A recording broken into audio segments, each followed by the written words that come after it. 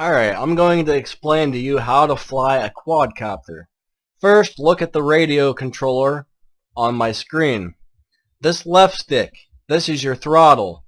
When the throttle's all the way down, the blade stops spinning. The more throttle you give it, the higher the helicopter goes. The less throttle you give it, the lower it goes. When you pull it all the way down, it shuts off the blades from spinning, and it kills the power. If you move this stick to the left and the right, that's going to spin your tail. Move to the left, the nose spins to the left, and the tail spins to the right. If you move this to the right, the nose spins to the right and the tail spins to the left. You need to know that because it depends. You might be looking at the nose or you might be looking at the tail when you fly it. The right stick, this is known as the cyclic stick. So when you hear me refer to cyclic, I'm talking about the right stick. If you push this forward, the helicopter tilts forward and goes forward. If you pull it back, it tilts back and goes back. If you move this to the right, the helicopter tilts to the right and goes to the right. Move it left, it tilts to the left and goes to the left. And you always have to act and counteract. So when I push forward and this starts going forward, even if I center the stick, it's still going to move forward. So I then will have to pull back a little bit to stop the forward motion, push back forward, and level it out to bring it back into a hover. Same thing with left and right. Now the first thing you're going to want to do is give this thing just a little bit of throttle. Keep the tail, or the rear end, I guess it's called the rear end on a quadcopter, I don't know the proper term. Keep that facing you. That's the easiest.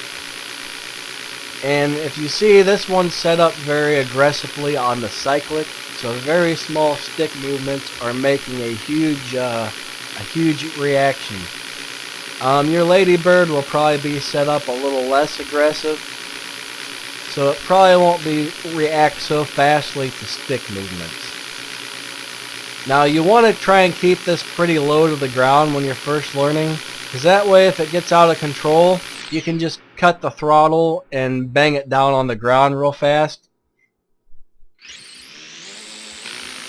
But when you're flying low to the ground like this, the only problem is the blades are forcing the wind down, so its own wind is going to blow it around a little bit and make it harder to fly. Try not to go too high up. Try and get just out of that ground effect rotor wash there, so the wind's not blowing it around, but not high enough to where if you cut the throttle you think it's going to damage it when it falls. The first thing you want to do is learn to hover it, and it's constant left, right, and up, down stick movements to keep this thing steady. Depending on how good the gyro is, it might stay pretty darn steady on its own. I know my little one does. This one doesn't really do that. So the first thing you're going to learn is just to hover it. You want to try and keep it in one space, one spot, as steady as possible and low to the ground.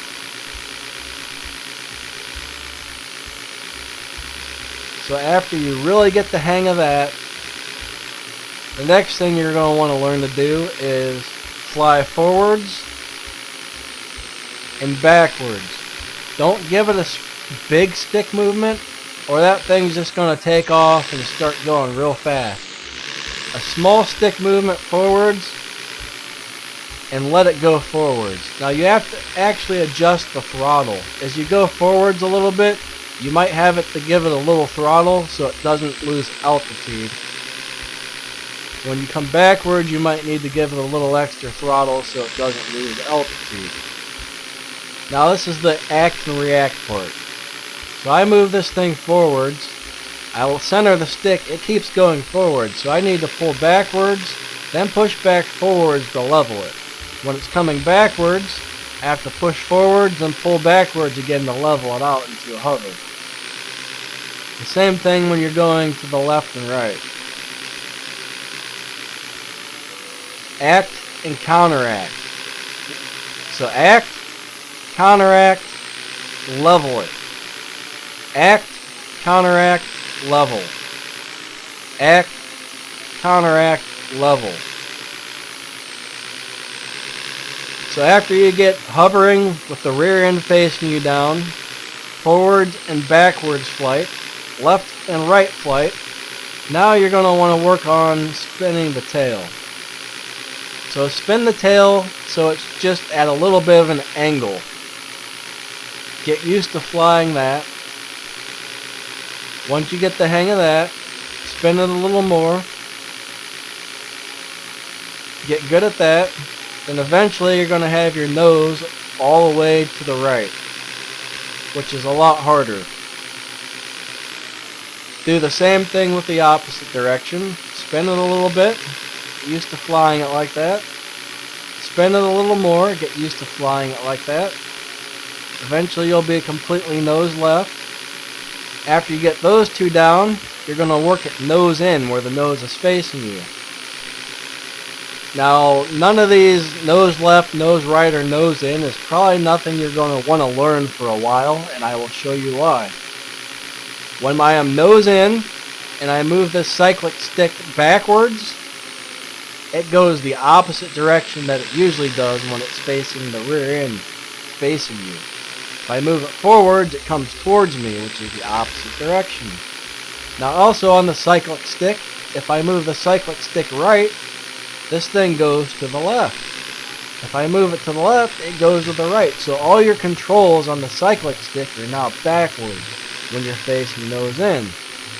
When you're nose left, forwards makes the helicopter go to the right. Backwards makes it go to your left. Forwards makes it go away from you. Not forwards, I'm sorry. If you move the cyclic stick to the left, it goes away from you. Cyclic stick to the right, it goes towards you. Now when your nose is facing the left, forwards makes the helicopter go left. Cyclic stick backwards makes it go to your right. Cyclic stick to the right, away from you. Cyclic stick to the left, it comes towards you. So this is why you need to sit there and take it easy. And you don't want to start making turns until you have all these hovering orientations down. Tail in, nose left, nose right, and nose in. Once you have all those down, and you're just playing forwards and backwards, left and right, once you have all of that down, now it's time to start making turns. The easiest way to make a turn is just to go forward slowly, spin the tail, push forwards on the cyclic stick, and it moves. Spin the tail, push forwards on the cyclic stick to make it go forwards again. Spin the tail, push forwards on the cyclic stick, spin the tail, forward on the cyclic stick. Spin the tail, forwards on the cyclic stick. Spin the tail, forwards on the cyclic stick. The reason you want to have all your hovering orientations down before you learn this, say you're going this way and it's about to hit the wall, you need to know which way to move the stick to stop it from keeping it to hit the wall. This can take a lot of practice. It's going to hit the wall, I know which way to move it. Or it's going to hit me, I know which way to move it to keep it from hitting me. Now this one is set up very aggressively, so this is actually a little hard for me to fly because it reacts so quickly to the stick movements. Yours probably won't be like that, as I said. Now after you get turns like that down, you can start using the cyclic stick, which is your right stick, and the tail at the same time. And you'll see that banks the helicopter, and it makes a nice smooth turn. These are a lot harder to learn, so this is one of the last things you're going to want to work on, are these banked turns. And if you also notice, I'm always moving the throttle stick up and down. Okay, it ran out of battery. My battery just died. Let me reset this. But yeah, as I'm turning, going forwards or backwards, I'm always moving the throttle stick up and down. If I just push forwards, you'll see that's starting to lose altitude. And it could hit the ground.